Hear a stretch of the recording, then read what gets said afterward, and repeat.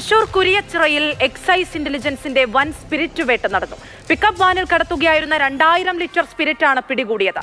കിലോമീറ്ററുകൾ ദൂരം വാഹനത്തെ പിന്തുടർന്ന സിനിമ സ്റ്റൈലിലാണ് സ്പിരിറ്റ് പിടികൂടിയത്. പിക്കപ്പ് വാനിന്റെ ഡ്രൈവർ ഓടി രക്ഷപ്പെട്ടു. ഇയാൾക്കായി തിരച്ചിൽ തുടരുകയാണ്.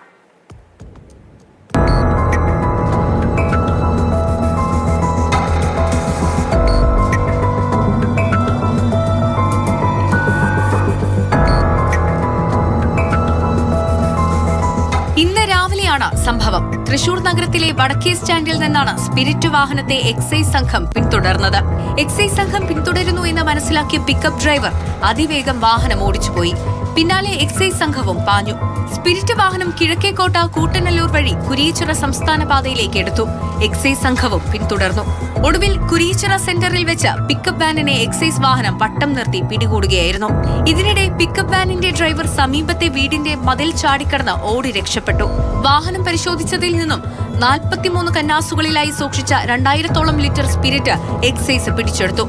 വാഹനത്തിന്റെ നമ്പർ പ്രകാരം കൊടുങ്ങല്ലൂർ സ്വദേശിയാണ് RC owner.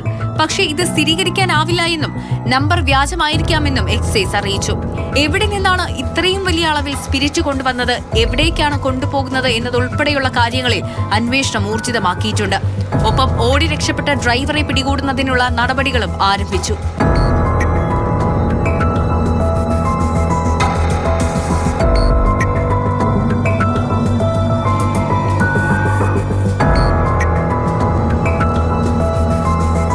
Mathrubhumi news, Thrissur.